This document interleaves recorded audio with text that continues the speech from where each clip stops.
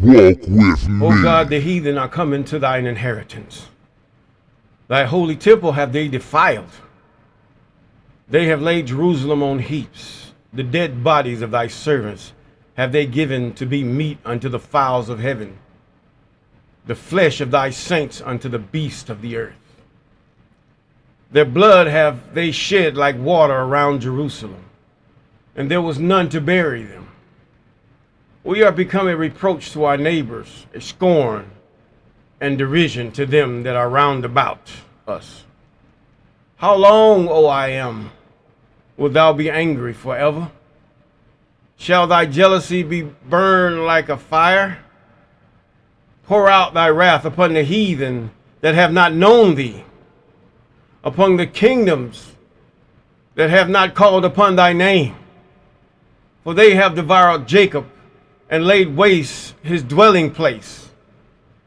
Oh, remember not against us former iniquities, and let thy tender mercy speedily prevent us. For we are brought very low. Help us, O God of our salvation, for the glory of thy name, and deliver us and purge away our sins for thy name's sake. Wherefore should the heathen say, where is their God? Let him be known among the heathen in thy sight by the revenging of the blood of thy servants which is shed. Let the sighing of the prisoner come before thee, according to the greatness of thy power. Preserve thou those that are appointed to die, and render unto our neighbors sevenfold unto their bosom their reproach, wherewith they have reproached thee, O I am. So we thy people and sheep of thy pasture will give thee thanks forever, and we will show forth thy praise to all generations. Psalms chapter 79. Deliver me from the hands of evil spirits who have sway over the thoughts of men's hearts, and let them not lead me astray from thee, my God. Establish thou me in my seed forever, that we go not astray henceforth and forevermore. Jubilees chapter 12 and verse 20. Yes. Good morning, good afternoon, good evening, those of you on this platform and those shared platforms. And we thank God for you. Yes, we do. A beautiful day, whether it's the morning, afternoon, or evening, and where you live or where you reside, we thank God for you. And also with a hand clap of praise, we thank God for those of you that have been with us from the beginning. We thank God for those of you that have afterwards have subscribed or you have followed. And we thank God for those of you that are about to subscribe or follow, even those that have just subscribed and followed. And we call those things that are not as though they are. Yes, a beautiful day. Yes, a beautiful day. Can you see God? Can you see God? Don't judge what I'm saying compared with Christendom. Can you see God? Can you see the I am? Can you see Tata Nzambi? Can you see Sanini Nanini? Can you see the Heya, Yahweh, Yahuwah, Yahweh? Can you see God? He's everywhere. He's performing that which he has promised. These things are coming to pass. They're getting to a point where it's going to get to the point where you can't see what's happening. You got to see God in the whole thing, that he's about to redeem his people. God is about to redeem Jacob. Jacob had fallen by the wayside. Jacob had become bitter. Jacob has lost his confidence in the Most High.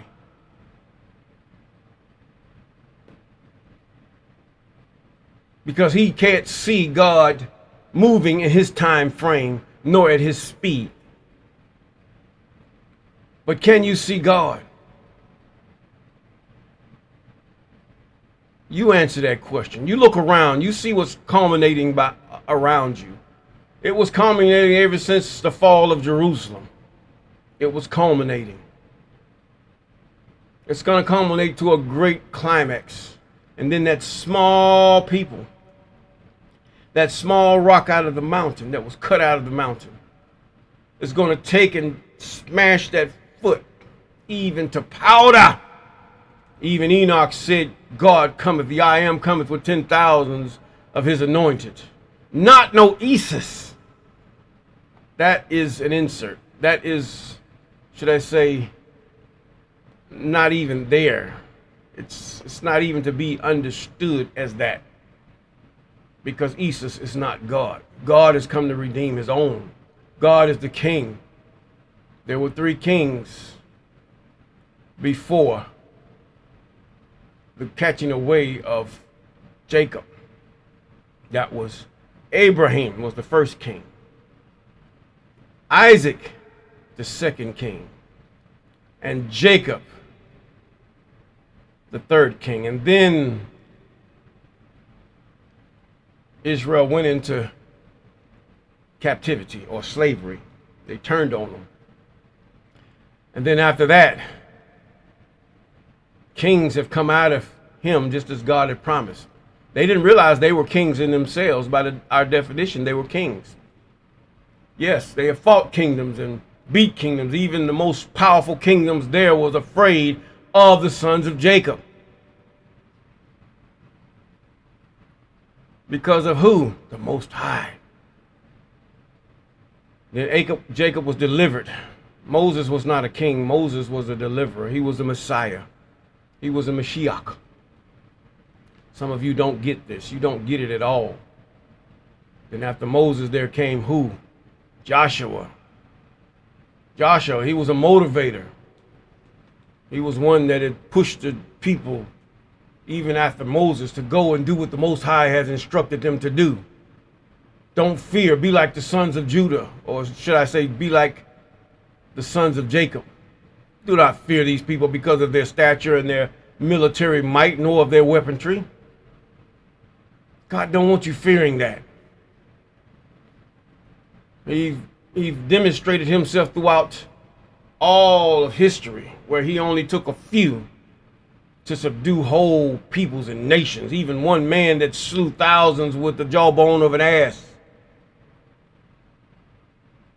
Even the one they called David stood up as a child and said, "Who are you to defy the armies?" He was looking at angels. He wasn't looking at that little dinky, scary people that was full of doubt, hiding behind rocks. These angels, these spirits, these flames of fire. This is what he was talking about, really. And this giant, look at this little boy. All he could see was the flesh. Do you walk by confidence? Or should I say in some of your Christian circles, do you walk by faith or do you walk by sight? Do you walk by what you suffer or do you walk by what you hope for? What are you walking by? Do you walk by your demise, that you can't take care of your children or your loved ones? Do you walk by those things? God got that. You ain't got nothing to do with that. God got that. You do what you're supposed to do. Many have died in the Most High and have given their lives unto him and have caused themselves to be written down in the strongholds of confidence in the Most High. I'm not gonna, I use the word faith because some of you don't understand nothing but faith. You don't even really know what faith is. So we put the word confidence there. Now, we're in chapter 62 of the book of Jasher. Jasher chapter 62 and verse 1. Now, we just heard where the Zepho was of the children of who? Esau. He reigned over Italy.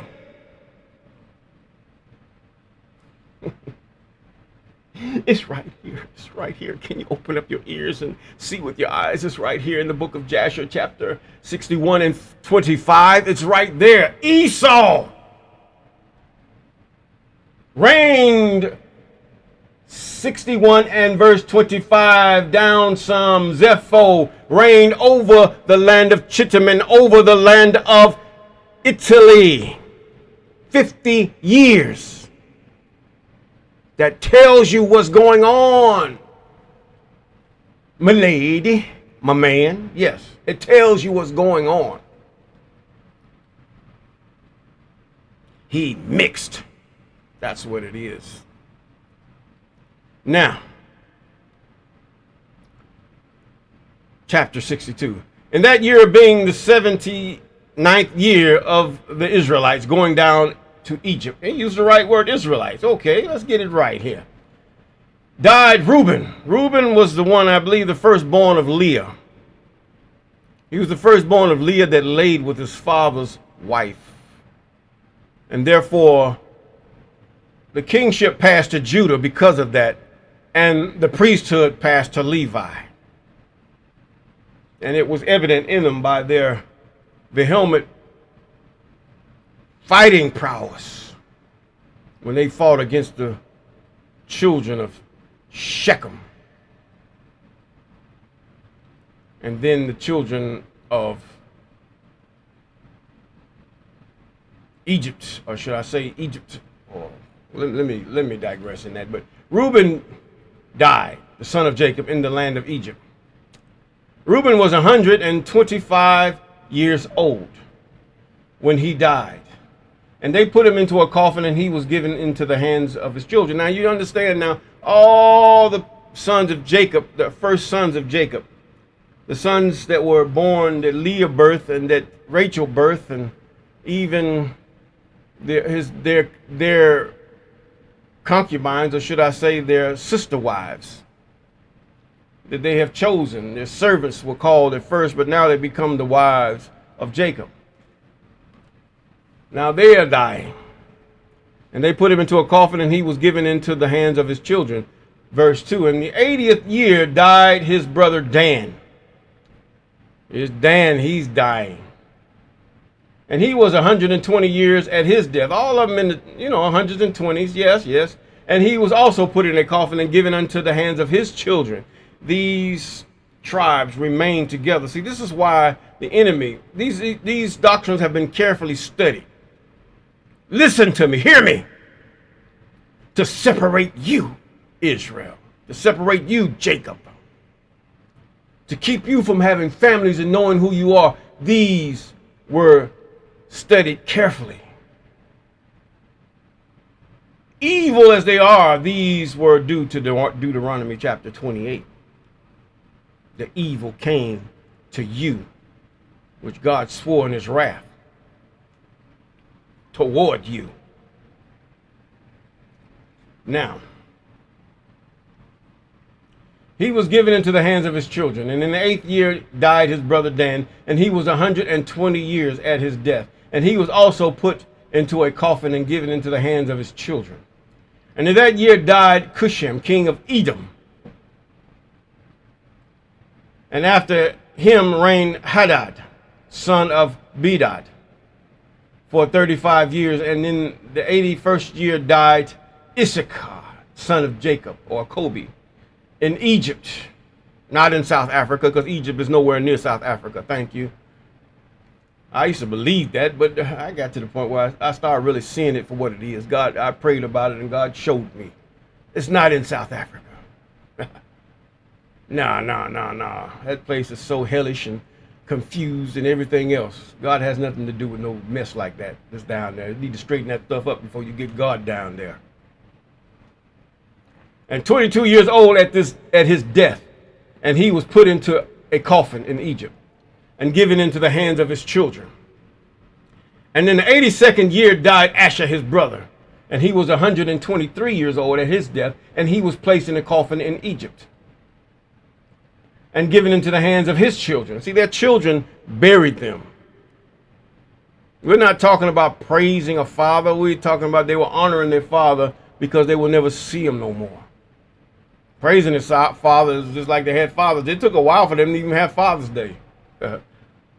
Please. That's nothing but a pagan day, period. And in the 83rd year died Gad, and he was 125 years old at his death, and he was put into a coffin in Egypt and given into the hands of his children. And it came to pass in the 84th year, that is the 50th year of the reign of Hadad, the son of Bedad, king of Edom, that Hadad assembled, and all the children of Esau, and he got his whole army in readiness, and about 400,000 men. And he directed his way to the land of Moab. And he went to fight with Moab to make them tributary to him. See, this is what happened to you with Burkina Faso and all the rest of them. They were marched on and they became tributaries. Same thing, South Africa. Oh, Congo. You're tributaries to your enemies. Whether your enemies be your own brethren or your enemies be they of the West, you are tributaries right now. And they do what they will with you if you allow them to. Anything worth having is worth dying for. If you have to die.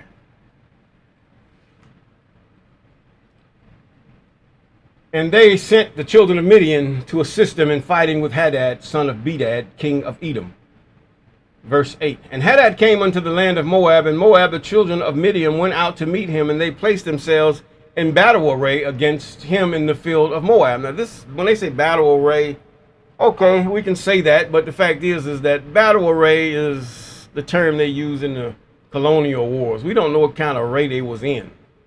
You go back to the colonial or these wars that they had in Europe, the old crazy where they stood and just shot each other, and whoever was the straightest aim and killed the most men, that you won the war. That was stupid. No. And Hadad fought with Moab, and there fell of the children of Moab and the children of Midian many slain ones, but about 200,000 men. And the battle was very severe upon Moab. And when the children of Moab saw that the battle was sore upon them, they weakened their hands, and they turned their backs and left the children of Midian to carry on the battle. Yes, battle was something else. The old colonial battles, or those battles that were during the times where even the children of Jacob were in, dire slavery to that point, and Jim Crow and all the other things. That kind of battle was not, you would compare this with mostly guerrilla warfare. It's the way Israel fought. Guerrilla warfare. And so much to it there about, yes, it's about guerrilla warfare. Now, they didn't fight. You just stand up, I stand up for you, and you stand up for me, and we both aim our weapons at each other, and we shoot. The one that hit the right spot, he won. And the fastest won. This is the way they did not only with two, but they did it with many, standing in the line. And if you were on the front line, 9 times out of 10, you were dead. Period. That was foolish. But either way, we want our people to live. So you're going to hide, you're going to jump, you're going to lay down, you're going to do all the things that you should do to try to get in front of that enemy, to try to wipe him out. And you're going to vehemently do it with all kind of what they would call demon power. This is what they say. We talking about with rage, with vehemency. We talking about with rage. The rage of a tiger, rage of that of a gorilla. Just tear them apart.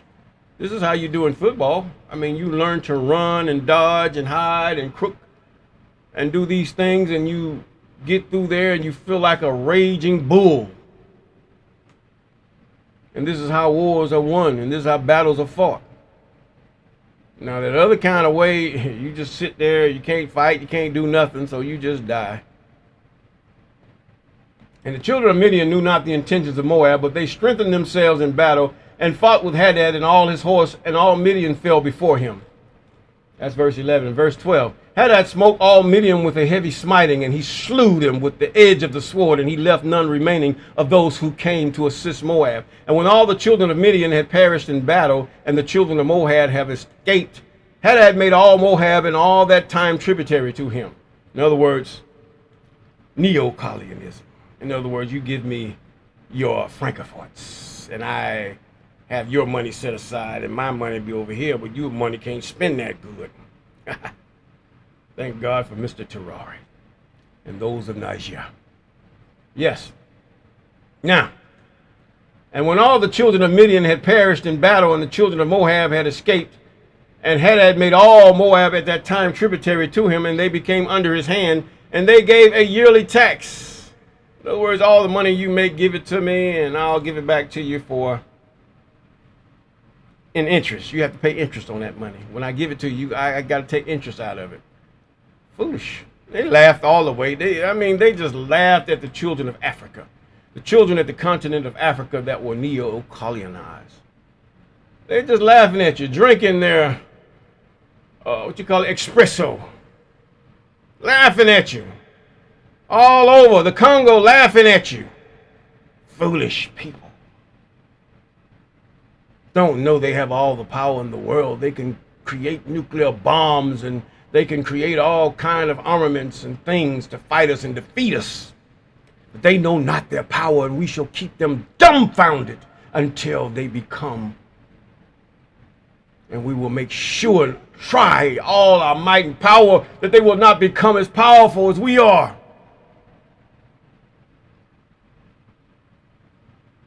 You can sing about Boers all you want, but if you can't defeat them, you're nothing, South Africa.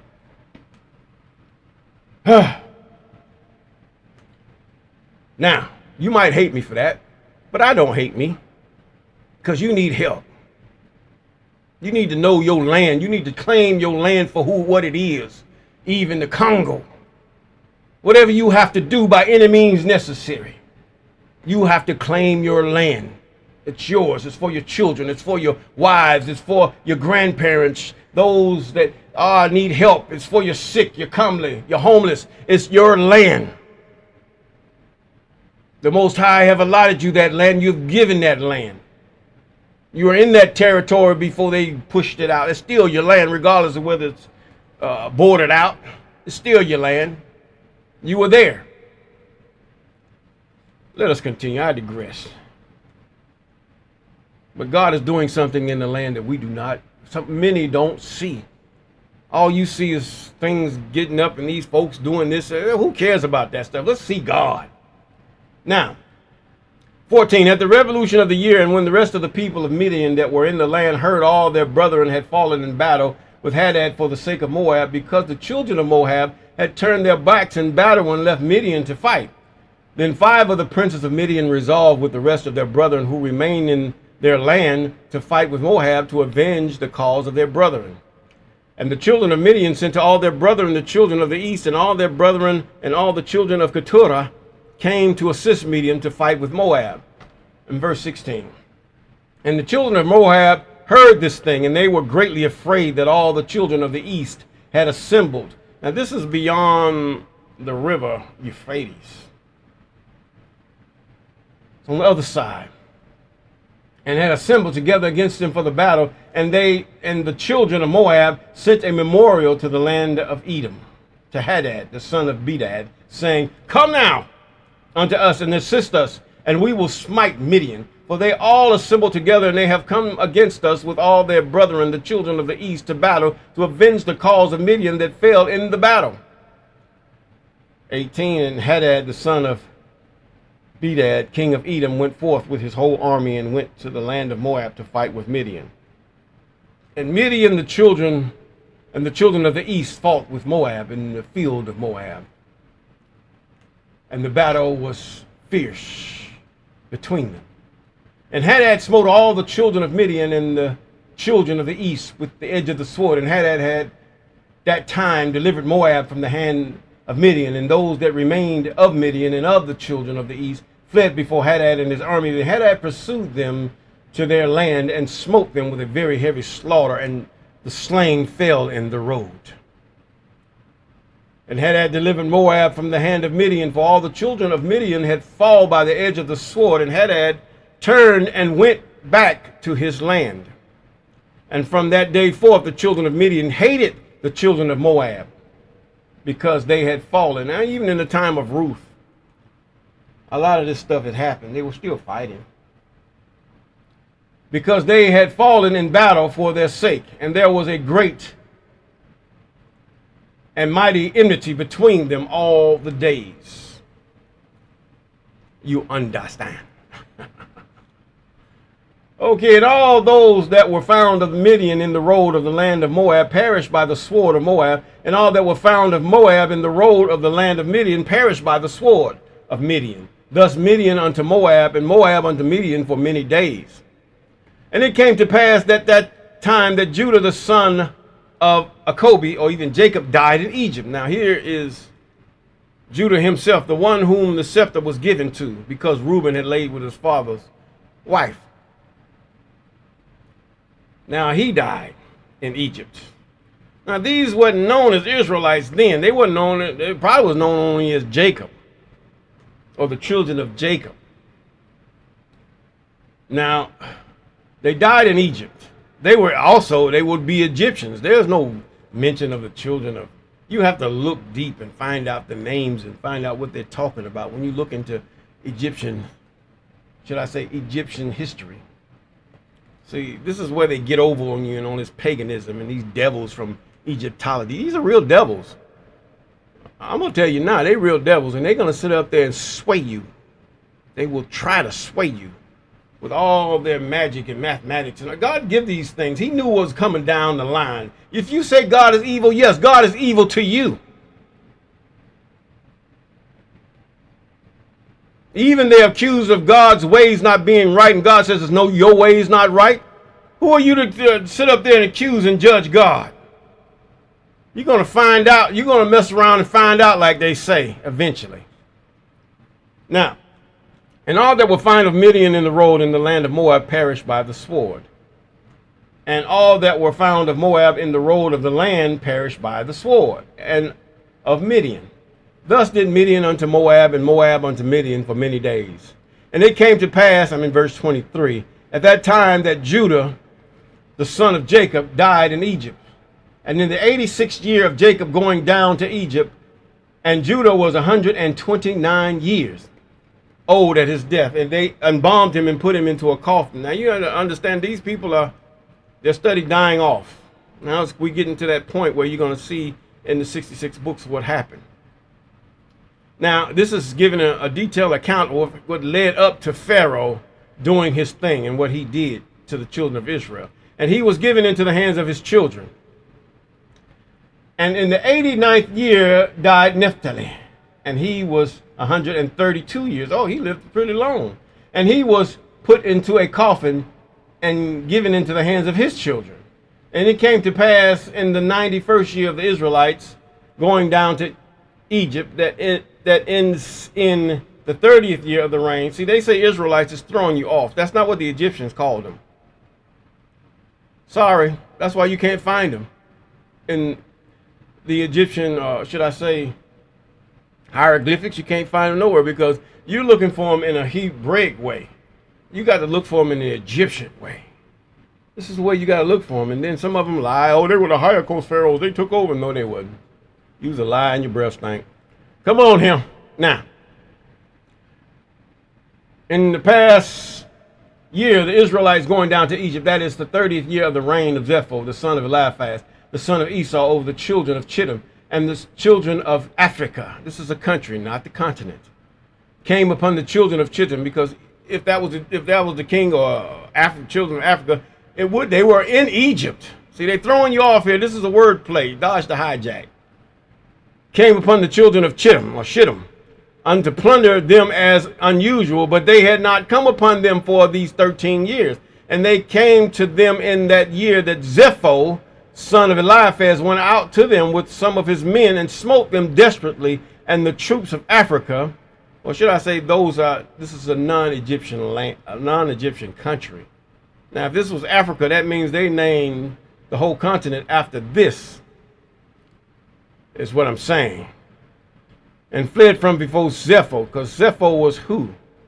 King of Italy and Chittim. Esau! And the slain fell before him, and Zepho and his men pursued them, going on and smiting them until they were near unto Africa. And Angus, king of Africa, heard the thing that Zepho had done, and it vexed him exceedingly. And Angus was afraid of Zepho all the days. We're going to read a little bit out of chapter 23, a few verses. And in the 93rd year of 30 years died Levi, the son of Jacob, even Jacob, in Egypt.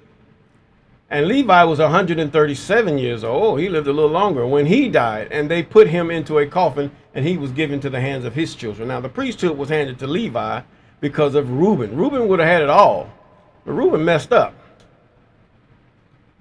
And it came to pass after the death of Levi, when all Egypt saw that the sons of Jacob, the brethren of Joseph, were dead, and all the Egyptians began to afflict the children of Jacob and to embitter their lives from that day unto the day of their going forth from Egypt. And they took from their hands all the vineyards and fields. And not only they took their holy books too. Now think about that. This is where you get your disciplines from. These people were wicked now, which Joseph had given them, because they had played the same thing. Even those of you that have came over on some type of slave trade were already here. They took them from you, your books, your scrolls, your carvings. They took all those things from you, and then they confused you in who you are and what you are. They've been reading these books. This has all come from that great whore that Revelations even talk about. That man of sin, the false prophet, this wicked false church. This is where it came from. They understood. They became wise by reading the scripture. Then they threw out what they don't want even their own people to know. They didn't even allow them to read until the time that they say of Luther and all these other people. Still devils, whatever you want to call it. But anyway, all the giant houses in which the people of Israel lived, and all the fat of Egypt, and the Egyptians took all from the sons of Jacob in those days. They took everything, just like they took everything you had in America, everything you had in Africa, everything. See, here God was trying to, should I say, put gold in a fire that it might come out pure. This is what God was doing here. And he was going to refine it even more as they went through the wilderness.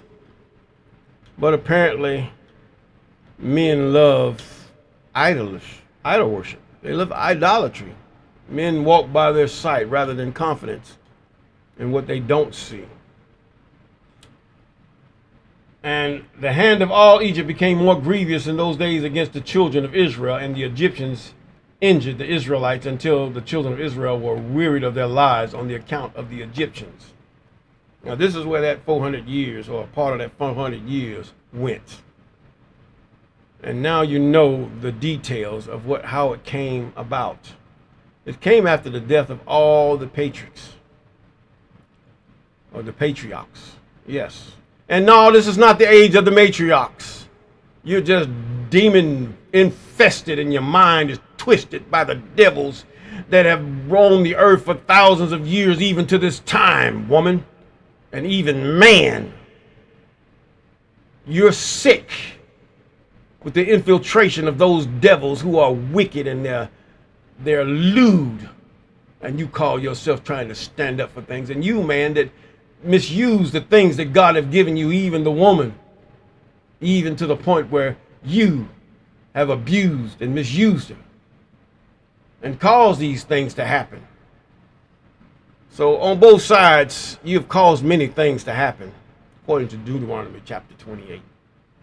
And now you call the colonizer, and he comes in and takes over.